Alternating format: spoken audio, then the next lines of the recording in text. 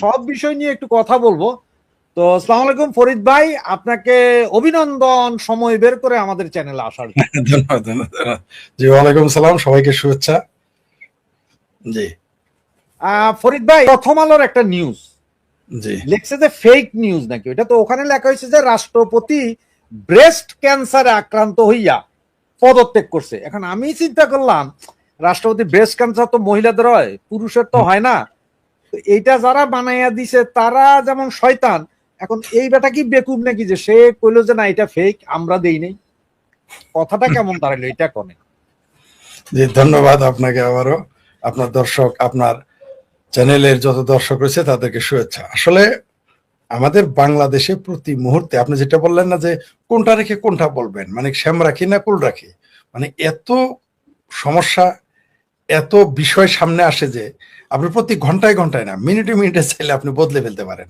আপনি শিরোনাম দিবেন একটা, দিতে দিতে শুরু হয়ে যাবে আরেক আলোচনা। এই যে আমরা কথা বলতেছি, এর মধ্যে হয়তো কিছু ঘটে যাচ্ছে যা আমরা এখনো, যেহেতু আমরা এখন নিউজে নাই, আমরা লাইভে আছি। তো আপনি দেখলেন যে এরা রাষ্ট্রপতিকে নিয়ে কত কিছু বলতেছে। এরা একবার বলে রাষ্ট্রপতি পদত্যাগ করেছে, আরেকবার বলে গুজব। তবে সর্বশেষ খবর যতটুকু জানি তিনি পদত্যাগ করেছেন, তিনি স্বাক্ষর করেছেন। তো এই রাষ্ট্রপতি পদত্যাগ করলেই কি না করলেই কি, তাকে ফ্রান্সে যাইতে দেন ইউনুসের মতো, তারে আমেরিকা যাইতে দেন, তারপরে তাকে বিবেচনা। কারণ একটা মানুষ যখন জিম্মি থাকে, তার ভালো বিষয়েও আমি কথা বলি না, মন্দ বিষয়েও বলি না, কারণ তার ওই বক্তব্য সে স্থির আছে কিনা সেটা তো আমরা জানি না। কারণ একটা মানুষ টোটালি জিম্মি, সে ছিল আওয়ামী লীগের মনোনীত প্রেসিডেন্ট, রাষ্ট্রপতি, তাকে এরা রেখে দিয়েছে। সারা জীবন বলে আসলেন জয় বাংলা, তারপর তিনি নিজে মুক্তিযোদ্ধা, ছাত্র জীবনে করছেন ছাত্রলীগ। সেই লোকটা যখন বলে জিয়া আমার নেতা, তারপর আওয়ামী লীগ হ্যান, আওয়ামী লীগ তেন, তো আমি ধরে নিলাম অনেকে আবার বলছে উনি তো বেঈমান। হতে পারে, আবার উল্টাও তো হতে পারে যে তিনি জিম্মি। কারণ আমার পিছনে যদি, ঘাড়ের উপরে যদি কেউ দাও রাখে, আমার কি করার থাকবে? আমি যত বড় বীর হই না কেন, তিনি মুক্তিযোদ্ধা ছিলেন, তাকে একটু সুযোগ দিলে, দেওয়ার পরে, সরে যাওয়ার সুযোগ দেওয়ার পরে উনি যদি এই বক্তব্যে স্থির থাকেন, যা যা তিনি এখন বলছেন এই 18 মাসে, 22 মাসে, ইউনুসের 18 মাস আর ভাবির পোলাদের 18 মাস ইউনুস সহ, আর বিএনপি জামাতের হলো 4 মাস, এই 22 মাস। এখন উনাকে একটু 22 দিন একটু হায়দ্রাবাদের বাসায় থাকতে দেন, আমার বাসায় থাকতে দেন। তারপরে উনি যদি ওই কথাই থাকেন, তখন আমি তাকে বেঈমান বলি না সেইমান বলি, কি বলি না না বলি, সেটা তখন তব দেখা যায়গা, তখন আমরা বলতে পারবো। কারণ এর আগে তো আমি বলতে পারতেছি না। উনি যদি এখন বেরোয় বলেন যে ভাই আমার জায়গায় তুমি হলে কি করতা, আমার তো ঘরে বন্দুক রাখছিল, তাহলে আগে এর আমি গালিটা, যেমন ওয়াকার সম্পর্কে বলা যাইতে পারে যে সে বাটপার, সে বেঈমান। কেন? কারণ সে এখনো পাওয়ারে আছে এবং বিদেশে গেছে আসছে। এমন তো না যে সে বিদেশে গিয়ে, সে সমস্যায় বিদেশে গেছে চলে যাইতো, বা তিনি নিজেই তো সেনা প্রধান, তার ভয় কিসের? তিনি নিজেই তো তক্তা উল্টে দিতে পারেন। সুতরাং ওয়াকার সাহেবের ব্যাপারে কোনো আপত্তি নাই যে আপনি তার মানে বেঈমান। তিনি সবার পাছার নিচে বন্দুক ধরতে পারেন, তারটা ধরতে পারবেন তার না। নিচে, কারণ বন্দুক তো একমাত্র তার কাছেই, তার পশ্চাৎ দেশে হোক আর ঘাড়ে হোক, বন্দুক তো তার কাছে। বন্দুক তো তারেক রহমানের কাছে নাই, বন্দুক তো জামাতার আমিরের, বন্দুক তো চুপ্পু সাহেবের কাছে নাই, বন্দুক তার কাছে। বন্দুক কিন্তু শুধু যে চুপ্পু সাহেবের কাঁধে তা কিন্তু না, তারেক রহমানের কাঁধেও কিন্তু বন্দুক আছে, জামাতের কাঁধেও কিন্তু বন্দুক আছে, যতই কথাই বলেন। কারণ এই সরকার আসলে আদতে কে টিকিয়ে রেখেছে? যেমন এইখানে কে অনুষ্ঠানটা চালাইতেছে? আপনি। এখন একটা স্ক্রিন আপনি হাইড করে দেন, কিন্তু অনুষ্ঠান তো আপনিই চালাবেন, আপনাকে দেখা যাবে না। কাগজপত্র ওয়াকার নাই, কিন্তু বাস্তবে তো সব জায়গায় ওয়াকার। তা না হইলে আমার ভাবির পোলা জামালপুর থেকেও ঘুরে যায়। আমার ভাবির পোলারা গতকাল জামালপুর গিয়েছিল, গিয়ে সেখানে বলেছে মির্জা আজমের হাতে আর জামালপুর দেওয়া যাবে না। আমার ভাবির পোলা বুঝতেই পারে নাই যে মির্জা আজম এখন বাংলাদেশের, জামালপুরে না। আমি শেখ ফরিদি, এই নরাধমি এখন জামালপুরের লোক হয়ে এখন বাংলাদেশ চিনে, বাংলাদেশে শেখ ফরিদ হয়ে গেছি। না আর না, মির্জা আজম নেতা, ফরিদ ভাই মির্জা একটু বুঝার ব্যাপার আছে। ওরা বলছে যে মির্জা আজমের হাতে আর জামালপুর দেওয়া যাবে না। ভাই জামালপুর কি রসগোল্লা বা এমন কিছু যে হাতে দিতে পারবেন ছোট জিনিস থেকে? এটা তো বিশাল। Right. ঠিক ঠিক ঠিক, এটা তো বুঝি নাই। আমার মনে হয় মনে করছে জামালপুরটা চমচম, যার খাইতে দিব না, বা রসগোল্লা বা নই বা মুয়া বা শনপাপড়ির দলা, এটা মনে করছে। কিন্তু ওরা জানে না মির্জা আজম পুরো বাংলাদেশের। এই শেখ ফরিদি এখন জামালপুরের মধ্যে সীমাবদ্ধ নাই। আর মির্জা আজমের নাম, আসলে মির্জা আজমের নাম বলে আমার জামালপুরে গিয়ে আমার ভাবির পোলারা নিজেদের নামটা একটু প্রচার করলো। নয় তোর চিন্তা করে, এই যে আমি কথা বলতাম, ও যদি মির্জা আজম ভাইয়ের নামটা না নিত, তাহলে আমি ভাবির পোলাদের ঘটনা এখানে বলতাম, ওই জামালপুর ওর মতো কেসকি বান্দের পোলা গেলেই কি, আসলেই কি, না গেলেই কি, ওরকম বহু কেসকে বান্দির বলে আসে, যায় যায় আসে, এটা কোনো ব্যাপার না। মানে আমি হাসি হাসি আসলো আমার, যে কালকে যখন সেনাবাহিনী চলে যাবে আমার ভাবির পোলাদের খুঁজে পাওয়া যাবে, মির্জা আজমের মতো বাঘের যদি খুঁজে না পাওয়া যায়, স্বামী ওসমানের মতো বাঘ সিংহ যদি খুঁজে না পাওয়া যায়, মির্জা আজমের মতো বাঘ সিংহ যদি বাংলাদেশে থাকতে না পারে, তুমি ভাবির পোলা, কেসকি বান্দির পোলা, পেট পোলা, কি যেন নাম, নাহিদ ইসলাম আর সার্জিস মলম, এরা তোমরা বাবা কই থাকবা? আমি তো এই চিন্তাই করে সারতে পারতেছি না। বরং আমার না এদের জন্য করুণা প্রকাশ করতে ইচ্ছা হয়, যে এরা চলে গেলে, আপনি বিশ্বাস করেন আমি এখন আওয়ামী লীগের লোকজন না ভাবি না, আমি ভাবি যারা 32 নম্বর ভেঙেছে, আর এই যে আমার ভাবির পোলারা, এদের কি পরিণতি হবে, এটা যখন আমি দিব্য চোখে দেখি আমার গা শিউরে ওঠে, এদের কি পরিণতি হবে। আওয়ামী লীগের যাওয়ার জায়গা আছে, এতে তো তাও নাই, কই যাবে এরা? পাকিস্তান যাবে না, আফগানিস্তান যাবে না, আমেরিকা ভিসা পাবে না, কারণ চাপা যতই মারুক আমেরিকা এদের নিবে না, কারণ আমেরিকা বরাবরই যে কুলা দিয়ে নৌকা পার হইলে মাঝি শালা হয়ে যায় তাদের কাছে। আপনারা দেখেন আমেরিকার বন্ধু সাদ্দামের কি পরিণতি, আমেরিকার বন্ধু ওসামা বিন লাদেনের কি পরিণতি, তারপরেও এরা শিখে না। আজ পর্যন্ত যারা আমেরিকার বন্ধু হয়েছে তাদের বরং আমেরিকার যে প্রতিপক্ষ তারাই বরং কোনো না কোনোভাবে টিকে থাকতে পারে। যেমন এই ব্যাপারে কিসিঞ্জার সাহেব বলেছিলেন যে আমেরিকার শত্রু তো বিপদে পড়বেই, কিন্তু আমেরিকার যে বন্ধু সে বিপদে পড়বেই। ওরা বলছে বিপদে পড়বে, আর যে আমেরিকার বন্ধু সে বিপদে পড়বে, এটা আমার কথা না, কিসিঞ্জারের কথা, সেই এত বড় পররাষ্ট্রমন্ত্রী তার কথা। তো শুরু হয়ে যাবে। শোনেন, এই বাংলাদেশ 5ই আগস্টের পরে এই বাংলাদেশ, পাকিস্তানে কি হচ্ছে, মসজিদে নিজেরাই মরে, নিজেরাই নিজেদের গুলি করে মেরে ফেলে, এক রাজ্যের লোক আর এক রাজ্যের লোকের মেরে ফেলে, মুসলমানের মারে। আফগানিস্তানে এই পাকিস্তান হামলা করে, পাকিস্তান হামলা করে, এগুলো তাদের কন্টিনিউ চলতে থাকবে। তো বাংলাদেশটা তো তাদের হাতে চলে গেছে। আজকে রবিনা হোসেন ভাই একটা পোস্ট দিয়েছে যে 2000 কিসের বিপ্লব, 2024-এর 5ই আগস্টের পরে এই দেশটা চলে গেছে পাকিস্তানের গোয়েন্দা সংস্থার হাতে, আর চলে গেছে বিহারির বাচ্চাদের হাতে। এটা তিনি পোস্ট দিয়েছেন আজকে, রবিন হাসান প্রকাশক, তিনি এটা লিখেছেন। তো কথা তো সত্য। তো এদের কাজটা কি? পাকিস্তানের সাথে যখন আপনি বন্ধুত্ব করবেন, আপনার যদি গাঁজাখোর বন্ধু থাকে, ইয়াবাখোর বন্ধু থাকে, সন্ত্রাসী বন্ধু থাকে, কাজ তো তাই করতে হবে, কিছু না কিছু তো আসবে, তাই না? তো আপনি দেখেন 25 কেজি না, 25,000 কেজি, মানে 25 টন পপি বীজ আপনি যদি আনতে পারেন বিমানে, তাহলে অন্যান্য জিনিস কি কি চলে আসছে। তারপর এখানে বসে ট্রেনিং দিচ্ছে, প্রায় 9টা নাকি 13টা জঙ্গি আস্তানা করে বাংলাদেশে জঙ্গিবাদের ট্রেনিং দেওয়া হচ্ছে। এগুলো ভারত সরকার ইউনূস সরকারকে জানিয়েছিল। তো এগুলো তো আপনি দেখেন মাদ্রাসায় উড়ে যায়, 2 দিন পর শুনি অমুক মাদ্রাসা বম দিয়ে উড়ে গেছে, কয়েক বিদ্যুৎ বিভ্রাট। আমরা জানি যে বিদ্যুৎ বিভ্রাট হলে কারেন্ট চলে যায়, কারেন্ট চলে গেলে জানি টেলিভিশন বন্ধ হয়, মানে সবকিছু বন্ধ হয়। আর এদের এনে দেখি বিদ্যুৎ বিভ্রাটের বাস্ট হয়, উড়ে যায়। মানে এখন তো মাদ্রাসাগুলো ট্রেনিং সেন্টার, মাদ্রাসা 2টা কাজে ব্যবহার হয় এখন। একটা হলো মৌলবীদের টাকা কামানোর জায়গা, বলৎকার সেন্টার, আর একটা হলো জঙ্গিবাদের ট্রেনিং। এছাড়া তো মাদ্রাসা কাজ নাই। মাদ্রাসা এখন আর না ইসলাম শিক্ষা দেয় না বিদ্যা শিক্ষা দেয়, 3টা কাজ। আবারও বলি, মাদ্রাসার কাজ 3টা। প্রথম হলো তাদের ব্যবসা অর্থনীতি, যারা এটা আয়োজন করে, দ্বিতীয় হলো বলৎকার করে, তৃতীয় হলো সন্ত্রাসী জঙ্গিবাদের ট্রেনিং দেওয়া হয়। এছাড়া তো মাদ্রাসা কোনো কাজ নাই।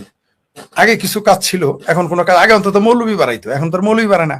হয় এটা বাড়াবে মুক্তিযুদ্ধ বিরোধী একটা জঙ্গি, না ডাইরেক্ট জঙ্গি। এর মাঝখানে তো মাদ্রাসা থেকে জায়গা নাই, যে যতই গল্প করেন না কেন। আর আমাদের বাংলাদেশের ধনী মানুষগুলো আর আমাদের বাংলাদেশের নেতা যারা, তারা সবাই মাদ্রাসা বানায়, কিন্তু নিজেরা কোনোদিন নিজের সন্তান। আচ্ছা, আমাকে একটা ধনী লোক বলেন, আপনার জানা মতে একজন ধনী লোকের কথা বলেন যিনি মাদ্রাসা, তার সন্তানের জীবনে মাদ্রাসায় পড়ায় নাই, না পড়াইতে দিবে। এই যে এত পাকিস্তান প্রেম, জীবনে এরা পাকিস্তান যায়, এখন তো পাকিস্তানের ভিসা ফ্রি, যায় না কেন? আফগানিস্তান তো ভিসা লাগে না, যায় না কেন? যাবে কোথায়? ওই যে আপনার ফ্রান্স। আপনি দেখেন, এই যে ইউনূস সাহেব, সে ফ্রান্সে গিয়ে থাকে, সে চিটাগাং গিয়ে থাকে না, তার মাতৃভূমিতে সে থাকে না, ফ্রান্সে থাকে কেন? এই যে প্যানিক ভট্ট, আপনার প্রতিবেশী, সেও ফ্রান্সে থাকে কেন? সে এখন বাংলাদেশের হলো গাউস কুতুব হয়ে গেছে। তার নাম শুনলে এখন, তার নামে পানি পড়া খায় এখন জামাতি জঙ্গিদের অসুখ ভালো হয়, জ্বর ভালো হয়, সর্দি ভালো হয়, ঠিক আছে, তাদের পাইলস ভালো হয়। তো সেই পীর বাংলাদেশ আসে না কেন? এত ভালো দেশটা, মানে এই বাংলাদেশ যে এখন ভালো না। এই যে আপনার শিরোনাম কি দিয়েছেন ওটা আলাদা কথা, আপনি ঠিকই বলেছেন শুরুতে, যে কোনটা রেখে কোনটা আলাপ করি, শ্যাম রাখি না কোন রাখি। এই বাংলাদেশ এত ভালো, এই বাংলাদেশে এখন আসমান থেকে মান্না সালোয়া পড়ে, আর জমিন থেকে সোনা দানা বাড়ায়, নদীগুলো হয়ে গেছে মধুর নদী, খালগুলো হয়ে গেছে দুধের, আর সাগর হয়ে গেছে মদের সমুদ্র। তারপরেও আমার ভাবির পোলাদের যে পিরানে পীর দস্তগীর ফ্রান্স থেকে আসে না, এই পিনাকি ভট্ট আসে না, তারপরে সে সাংঘাতিক ইলিয়াচ্ছা ওইখানে উবার চালাই খায়, গাড়ি চালাই খায়, বাংলাদেশে ফিরে না, অথবা বাংলাদেশটাই দুইজনের দখলে, তারপরেও তারা আসে না। তার মানে কি বাংলাদেশে কেউ যদি চেয়ারম্যান মেম্বার হয়, পোলারে নিয়ে কিন্তু ইউনিয়ন পরিষদে যায়, দেখ তোর পাপ এটা হয়েছে, বা তাদের আত্মীয় স্বজন ইউনিয়ন পরিষদে যায় দেখতে। আর এত বড় ক্ষমতাধর এমপি মন্ত্রী তাদের কথায় উঠে বসে লেফট করে। কিন্তু ভাবির পোলাদের যে মামু ইলিয়া, সাংঘাতিক ইলিয়াস, আর ভাবির পোলাদের যে খালু, হিন্দু খালু, হেদু খালু, পিনাকি ভট্ট দেশে আসে না। কেন আসে না? আমরা তো ঘোষণা দিয়েছি আমরা যাবো ডিসেম্বরে, আমরা নাকি এত খারাপ। আমাদের পক্ষে জননেত্রী শেখ হাসিনা ঘোষণা করেছেন যে ডিসেম্বরে আমি আসতেছি।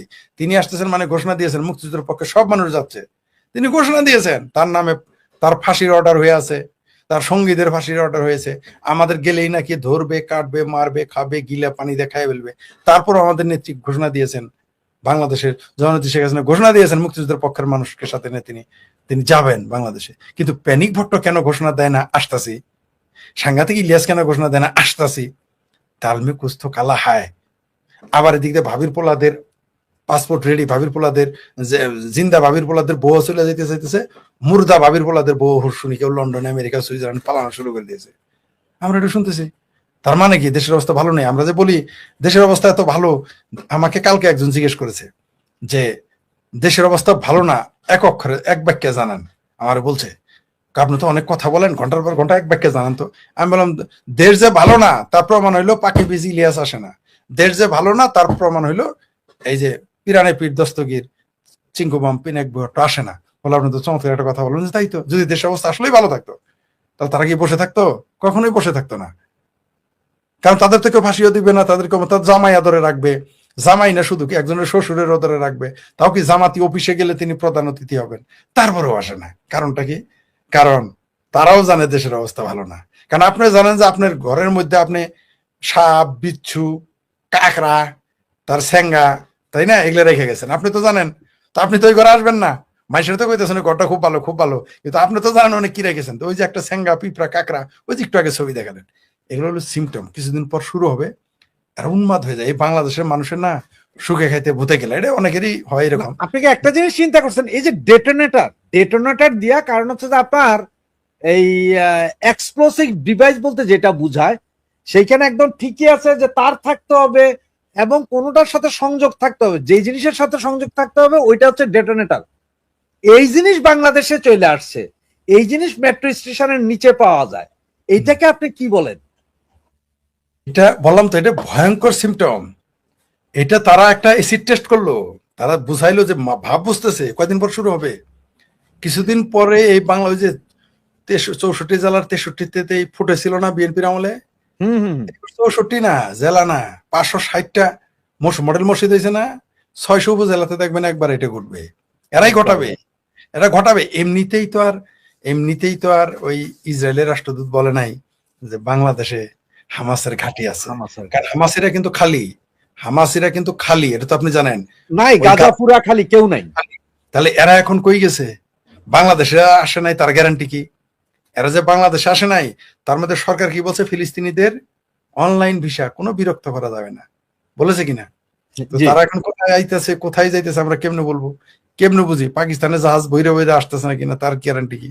তবে এই বাংলাদেশটা আসলে অন্ধকারের মধ্যে চলে গেছে, অন্ধকারে ডুবে যাচ্ছে। এবং এটা এমন একটা অন্ধকার, যদি খুব দ্রুতই কেউ দেশের দায়িত্ব না নেয়, শেখ হাসিনা যদি ডিসেম্বরে না আসেন, তাহলে এই দেশটা পুরোপুরি অন্ধকারে চলে যাবে। এবং আমি মনে করি না যে এই দেশ সেখান থেকে আর ফিরে আসতে পারবে। ভাই, একটা লোক একটা কমেন্টস করেছে, আপনি নাকি আজকে কোন এক ইউটিউব চ্যানেলে গিয়ে বলেছেন যে বিএনপির বর্তমান মন্ত্রিসভার অনেকেই নাকি শেখ হাসিনার সাথে যোগাযোগ করে। এই ব্যাপারে কিছু বলেন, ওনার একটা অনুরোধ ওই ভাইয়ের। শুনেন, তারেক রহমানের যে শেখ হাসিনার ফোন দেয় না, এই গ্যারান্টি এটা আপনি কেমনে মনে করেন? কিভাবে বুঝলেন? এগুলো যদি অনুমান, আমরা জানি না, প্রমাণ করতে পারবো না। আপনি কি করে বুঝলেন হবে না? যোগাযোগ থাকতেই পারে। কারণ এই যে রাষ্ট্রদূতরা সকাল বিকাল দৌড়াদৌড়ি করতেছে, কেন কেন আসতেছে? ইন্ডিয়া একটা বিষয় আছে, বাংলাদেশে একটা আসছে, আবার হেফাজতের অফিসে যায়, ভাবির পোলাদের অফিসে যায়। এরা যে শেখ হাসিনার সাথে যোগাযোগ করে না, তার গ্যারান্টি কি? মানে ভায়া হয়ে যোগাযোগ, বলি নাই যে সরাসরি ভায়া, মানে আপনার সাথে কথা বলতে আমার ফোন করলেই তো যে হায়দার সাহেবের এইটা একটু বলেন। আবার আপনারা বললাম যে হায়দার সাহেব এই যে পিনাকি এটা বলেছে, পিনাকি আবার বললো আপনার যে এটা আরো বলতে হবে, এরকম কথা হইতেই পারে, ইভেন সরাসরি হইতে পারে। অস্বাভাবিক কি? রাজনীতিতে রাজনীতিতে অনেক বিষয় থাকে যা সিক্রেট, কোনো পক্ষই বলবে না, এটাই তো রাজনীতি, বলবে না। আচ্ছা, আপনি কি করে আপনি অনুমান করলেন যে তারেক রহমান বাংলাদেশে ক্ষমতা নেওয়ার আগে বা ক্ষমতা নেওয়ার পরে শেখ হাসিনার ফোন দেয় নাই, কথা বলে নাই? তার গ্যারান্টি কি? সে বলতে অবশ্যই পারছে বলছে, নির্বাচনের আগেও বলছে। যে খালাম্মা আপনি একটু আমার শান্তিতে থাকতে দেন, আমার কিছুদিন থাকে, বলেন, তার গ্যারান্টি কি? ইভেন জামাত যে শেখ হাসিনার সাথে জামাতের আমির যে যোগাযোগ করার চেষ্টা করতেছে না, তার গ্যারান্টি কি? বরং বিএনপির ব্যাপারে আপনার অবিশ্বাস থাকে। আমার তো মনে হয় জামাতেরা নিয়মিত বিএনপির বড় বড় নেতাদের সাথে যোগাযোগ রাখে, কারণ এরা তো বলছে না, কারণ এরা তো জানে যে এইবার আওয়ামী লীগ ক্ষমতা আসার পরে কারণ নাকের নাট বল্টু তো থাকবে না, থাকতে পারে না। বরং নেতারাও যদি চায় কর্মীরা নাট বল্টু, জামাতের নাট বল্টু থাকতে দিবে না, সব নাট বল্টু খুলে নিয়ে চলে যাবে তারা। তো এগুলো বাঁচার জন্য তারা তো মাস্টার প্ল্যান করতেই পারে, যোগাযোগ হতেই পারে। রাজনীতি খুবই জটিল বিষয়, খুবই জটিল বিষয়। আমাদের এক পক্ষ যেমন ফোনে দিয়ে হুমকি দেয়, দুই চারজন তো মিষ্টি মিষ্টি কথাও বলে, আমরাও তো জানি। আমাদের শোনেন, ইদানিং কিন্তু আওয়ামী বিরোধী লোকগুলো আমাদের ফোন দেয়, মানে কি, মানে ভয় পাইতেছে যে যদি আইসা যায় গো। আমরা মনে মনে হাসি, আরে ভাই, বিএনপির অন্তত 100 জন জেলা পর্যায়ের ছোটখাটো নেতা বলছে যে দেশ ছেড়ে কেমনে যাওয়া যায় বা একটু বুদ্ধি শুদ্ধি দেন। অন্তত 100 জনে গত শেখ হাসিনা ঘোষণা দেওয়ার পর অন্তত 100 জনে জানতে চাইছে যে বাংলাদেশ কেমনে ছাড়বে। তার মানেটা কি? তার মানে কি? কারণ ওরা জানে যে আমরা তো দেশের বাইরে আছি, তাহলে আমরা তো কিছু পদ্ধতি জানি, আমাদের ফোন করে, মানে পরিচিত যারা, ঠিক আছে, এমনকি কেউ ভিন্ন পরিচয় দেয় কথা বলে, ওটা আমরা জানি, ওটা আমরা বুঝি, কিন্তু বলি না। আমরা এরকম দুই চারজনকে চিনি, যখন কথা বলে দুই চারজন তো পরিচিত, আমরা বুঝতে পারি কে কথা বলে, কেন বলে, কি উদ্দেশ্য বলে, যখন জানতে চাই। যেমন আমাকে একজন গতকাল, পরশু দিন স্যার জিজ্ঞেস করছে, বলছে যে আপনি আমারে বলেন যে শেখ হাসিনা যে বাংলাদেশে ঢুকবে এটা কি করে সম্ভব? একজন বিএনপি পন্থী নেতা বলেছে। আমি বললাম যে 4 তারিখের মানে 4 আগস্ট, আচ্ছা 4 আগস্ট বাদ দেন, বলছি যে ভাই আগস্ট মাসের 1 তারিখে কি আপনি বুঝতে পারছিলেন যে শেখ হাসিনার সরকার থাকতেছে না? কয় না, বুঝি নাই। আমি বললাম 1 তারিখের আগস্টে কি ভাবছিলেন তারেক রহমান বাংলাদেশের প্রধানমন্ত্রী হবে? কয় না, ভাবি নাই। কই রকম ভাবতে পারবেন না শেখ হাসিনা কিভাবে আসবে? তিনি ঘোষণা দিয়েছেন তিনি আসবেন, তার কোনো উপায় নাই, আর ঘোষণা দেওয়ার পরে আসতে হবেই। আমি বারবার বলেছি, সে জননেত্রী শেখ হাসিনা ঘোষণা দিয়ে এক ঢেলে তো 2 পাখি মারা শুনছেন, 3 পাখি সর্বোচ্চ। জননেত্রী শেখ হাসিনা এক ঢিলে সব পাখি মেরে দিছে। কিভাবে? প্রথমে ইউনূস সরকারকে চ্যালেঞ্জ করেছে, তুই বেটা কে, আমি যাইতেছি দেশে, দেখ। তারপরে বিএনপি সরকারকে চ্যালেঞ্জ করেছে, তোমরা আমার বাড়ি দিছো, দেখুন কচুটা হয়েছে, আমি যাব। তারপরে তার কর্মীদেরকে তিনি চাঙ্গা করেছেন। তারপর তিনি সারা বিশ্বকে মেসেজ দিয়েছেন, আমি যাব। তিনি মেসেজ দিয়ে ফেলেছেন সারা পৃথিবীকে। তার মানে কি, সব।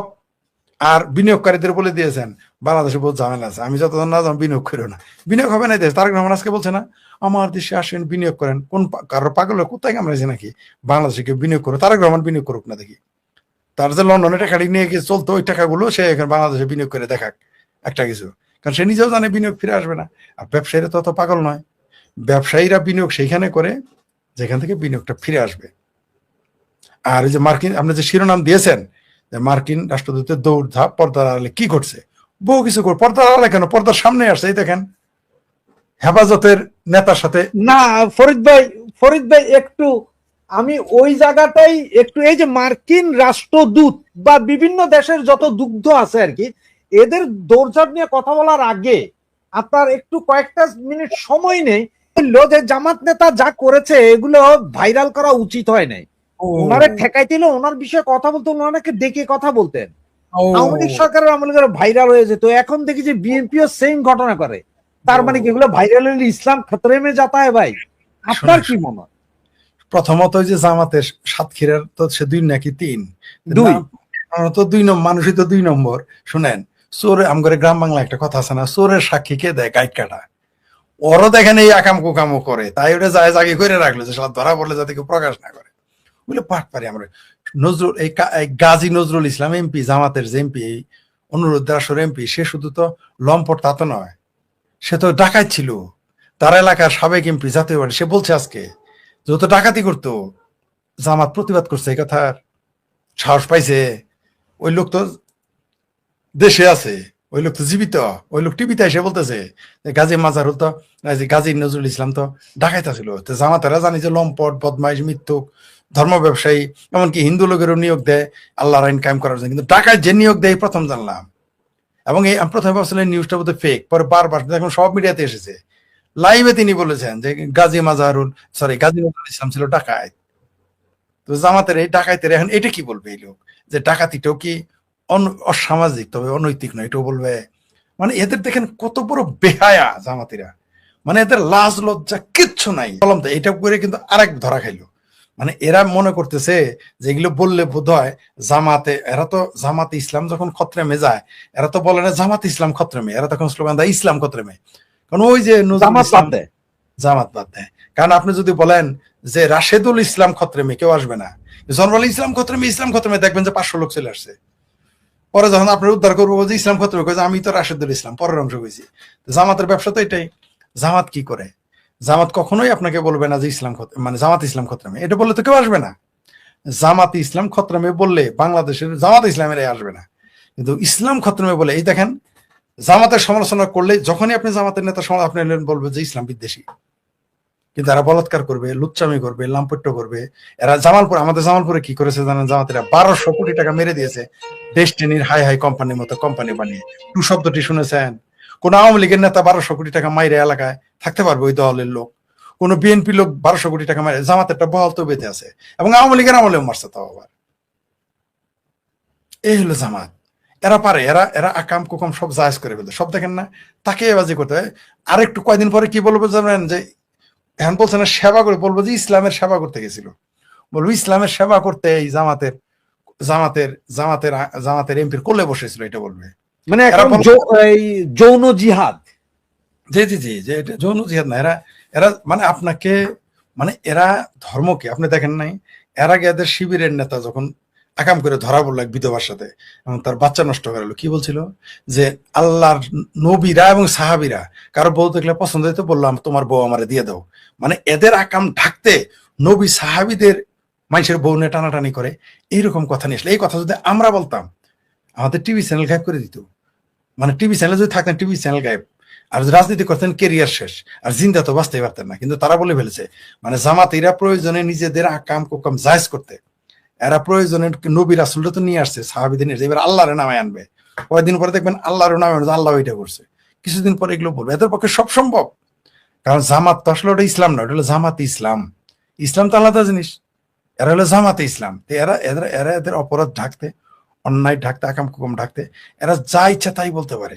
কারণ এদের তো উদ্দেশ্য ইসলাম রক্ষা না, এদের উদ্দেশ্য হলো ক্ষমতা দখল করা আর মুক্তিযুদ্ধের চেতনাকে ধ্বংস করা, মুক্তিযুদ্ধের স্পিরিটকে ধ্বংস করা। তার জন্য তারা যত রকম মিথ্যা বলতে পারে। আপনি দেখেন এই যে জামাতের এমপির ছবি দেখালেন, সে আবার বলছিল মেয়েরা বোরখা না পড়লে 1 বছর জেল দিব, সে আইন তারা করবে। এত এত এত বড় ভদ্র মানুষ। শুধু তাই না, আবার এদের যে রুহানি আওলাদ আছে সাদিক কায়েম, ঢাকা বিশ্ববিদ্যালয় এখন ক্যান্টিনে পর্দা দিয়ে দিয়েছে। মানে মানে ওটা এটা ঢাকার জন্য তারা এটা করতেছে। মানে এরা এগুলো করবে, কিন্তু জনগণ কিন্তু বুঝে ফেলেছে যে এই জামাত যে কত বড় বাটপার, এটা এরা বুঝে ফেলেছে। এরা বুঝে ফেলেছে, মানুষ এখন এদের চরিত্রটা দেখতে পারতেছে। কারণ হলো যে ওই ঘুষ ঘুষ না খায়, মানে দারোগা সব ঘুষ খায়, তা আপনারা তাকে দারোগা বানানো লাগবো?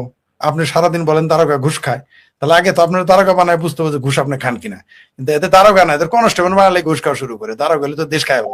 এই হলো জামাত ইসলাম। এরা ক্ষমতায়, বিরোধী দলে থাইকে যে কাজ করতেছে, এরা ক্ষমতায় গেলে কি করবে?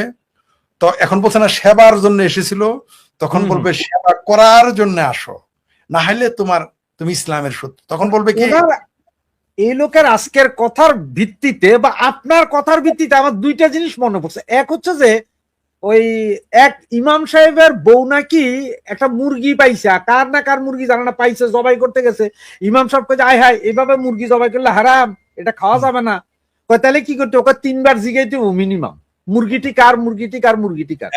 ইমাম সাহেব মুরগি লয়ে যায়, প্রথমে চিলেছে মুরগিটি কার, কইতেছে না এই, এরপর একদম চুপ হয়ে কইতেছে কার, এই কার। মানে ঘটনা হচ্ছে কেউ যাতে না হনে কয় এবার জবাই দাও হালাল। তো ওই যে জামাত মানে রাশেদুল ইসলাম, রাশেদ না, ইসলাম খতরামে, ইসলাম খতরামে। আর দ্বিতীয় কথা, সিরিয়াতে যখন যুদ্ধ হয়েছিল তখন ইংল্যান্ড থেকে গেছিল লাভ জিহাদের, মানে জিহাদিদের যৌনতাকে ইয়ে করার জন্য মেয়েরা গেছিল, ঢুকতে দেয় না ইংল্যান্ড এখনো অনেক। ব্রিটিশ মেয়ে তাকে ঢুকতে দেয় নাই। তো এরাও ওই সেম ঘটনাই ঘটছে তাহলে দেখা যাচ্ছে। না না, কয়দিন পরে কি বলবে জানো? এখন তো বলতেছে বিরোধী দলে যখন এরা আছে তখন বলে যে এরা সেবা করতে আসছিল, এরা যখন সরকারি দলে যাবে লিখে রাখেন এরা যাদের পছন্দ হয় ওরা গনিমতের মাল ঘোষণা করবে, বলবে সেবার জন্য, ইসলামের সেবার জন্য তোমার, তুমি জামাতের এমপির, জামাতের নেতা, শিবিরের নেতাদের কোলে বসে থাকতে হবে। তবে একজন লিখেছে, কে যেন দুষ্ট লোক লিখেছে যে যে এমনি সেবা করার জন্য, তাইলে জামাতের যারা মহিলা এমপি তাদের না জানি কত সেবা করতে হয় জামাতের নেতাদের। এটাও কিন্তু এখন চলে আসবে যে জামাতের মহিলা এমপিরা না জানি কত কত সেবা করতে হয়। আবার কোন কোন দুষ্ট লোক বলেছে যারা শিবিরের নেতা তারা নাকি আবার ওই যে সুম্মা আমিন, সুম্মা শফিক, তার সেবা করে আসতে হয়। দুষ্ট লোকেরা এও বলা শুরু করেছে। এদের পক্ষে সবই সম্ভব ইসলামের নামে। কোনো কিছুই না, কোনো কিচ্ছুর দরকার নেই, শুধু বলবে যে ইসলাম। তবে একটা কাজ ভুল করে ফেলেছে, এই যে ডাকাত গাজী নজরুল ইসলাম, সে যদি শুরুতেই বলতো যে এই ঘটনা মিথ্যা, এটা ভারত করছে, বাস বাংলাদেশের মানুষ মেনে নিত। বোধহয় তখন ভুলে গেছিল। যে ভারতীয় রয়ের কাজ। হ্যাঁ, এটা বলে দিলেই আর কিছুই হইতো না। এরা কেন যে এত কষ্ট করতে গেল? তো ভাই এখন মূল প্রতিপাদ্য বিষয়টাতে আসি যে মার্কিন রাষ্ট্র, আপনারা সকলেই জানেন যে মার্কিন রাষ্ট্রদূত সার্জিও গোর আসছে। তবে এখানে আমি যদি ব্যাপারটাকে এইভাবে দেখি, সর্বপ্রথম নেত্রী শেখ হাসিনা বললো যে ডিসেম্বরের ভিতর দেশে আসছে। এর ঠিক এক সপ্তাহ পরে আমরা খবর পাইলাম যে সার্জিও গোর বাংলাদেশে ঢুকছে। সমসাময়িক 2 দিন আগে, তার সার্জিও গোর আসার ঘোষণা দেওয়ার 2 দিন আগে চায়নার পররাষ্ট্র মন্ত্রণালয় এবং যোগাযোগ মন্ত্রণালয় থেকে বলা হইলো যে আমাদের রোডস অ্যান্ড হাইওয়ে যেটা কুমিং পর্যন্ত যাবে সেটার কাজ চলমান। ওগুলো তো বুঝতেছেন, নেত্রী আসার ঘোষণা দেওয়ার পর সার্জিও গোর আসে, তার আগে চায়না ঘোষণা দিয়ে করিডোর পায়া গেছে। এইদিকে ভাইজান গেছে গতকালকে এনসিপির কার্যালয়ে, রাষ্ট্রপতিরে ধার ধরে পদত্যাগ করাই নিছে, আজকে আবার 10% শুল্ক বাড়ছে। পুরা বিষয়টাকে একটু যদি গুছাইয়া বলেন আমাদেরকে পার্ট বাই পার্ট। শোনেন, বাংলাদেশটা এখন কয়েক জায়গায় বলেছি যে আমাদের বাংলাদেশটা এখন হয়ে গেছে গনিমতের মাল। 71-এ যেমন সরসিনার পীর ঘোষণা করেছিল বাংলাদেশের নারী গনিমতের মাল, ওই রকম বাংলা এখন পুরো বাংলাদেশটাই হয়ে গেছে গনিমতের মাল। কখনো চাইনা আসে, বাইনা ধরে আমার এটা দিতে হবে, এটা দিতে হবে। চাইনা যাওয়ার পরে আমেরিকা আসে, বাইনা ধরে এটা দিতে হবে, ওইটা দিতে হবে। তারপরে পাকিস্তান এসে পরে, পাকিস্তান তো পুরো বাংলাদেশে ঠিকা নিয়ে নিছে। পাকিস্তান কিন্তু এখন পুরো বাংলাদেশটাকে সাবকন্ট্রাক্টে নিয়ে নিছে, বা বাংলাদেশের এই বর্তমানে মুসলিকা সরকার বাংলাদেশকে কিন্তু পাকিস্তানের কাছে সাব কন্ট্রাক্ট দিয়ে দিয়েছে। এই সাব কন্ট্রাক্টর থেকে আবার বিনিয়োগ করে, ও তো কন্ট্রাক্টর, সাব কন্ট্রাক্টর তো টাকা থাকে না, আপনি ভালো জানেন। তো তখন এই টাকা কে দিবে? তুরস্ক। ঠিক আছে, মানে কোথায় যে কি হচ্ছে, কেন বললাম এগুলো? এগুলো হচ্ছে বাংলাদেশে, এগুলো তো সিনে দেখেন প্রকাশ্যে চলে এসেছে।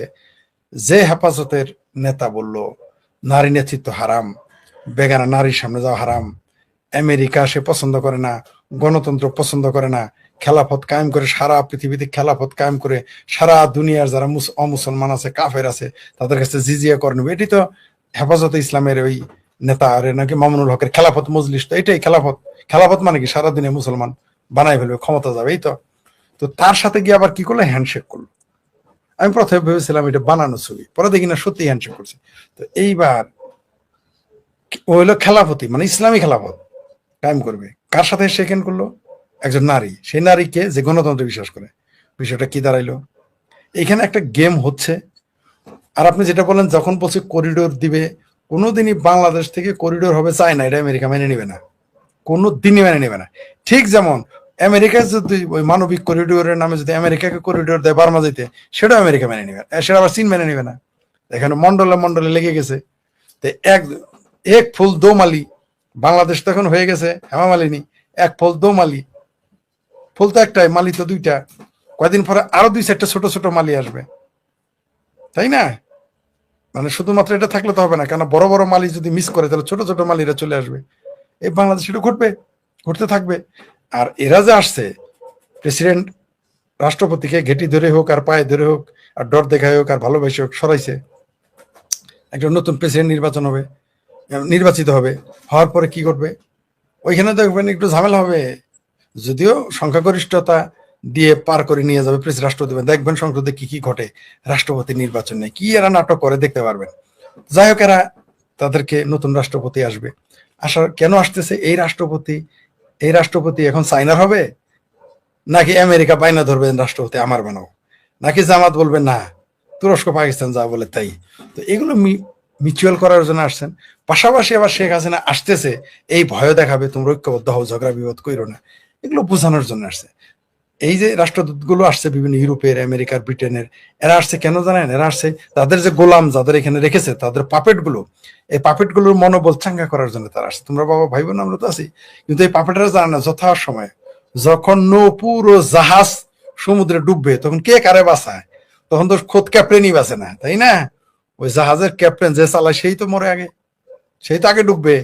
ইউনূস সাহেবও বাংলাদেশে আছেন এই মুহূর্তে। হ্যাঁ, উনি চেষ্টা করবে। এখানে অনেকের নাম শোনা যাচ্ছে, কিঞ্চিত কিঞ্চিত নিপু নিপু করে চলতেছে যে ডাস্টবিন ছবিকে মনে মনে চাইতেছে বানানো যায়, কিন্তু ইউনূস রাষ্ট্রপতি হইলেই খেলাটা কিন্তু জমে যাবে, বুঝতে পারছেন? আরো জমে যেত। ইউনূসকে যদি রাষ্ট্রপতি বানায় তাহলে খেলাটা আরো বেশি জমে যাবে।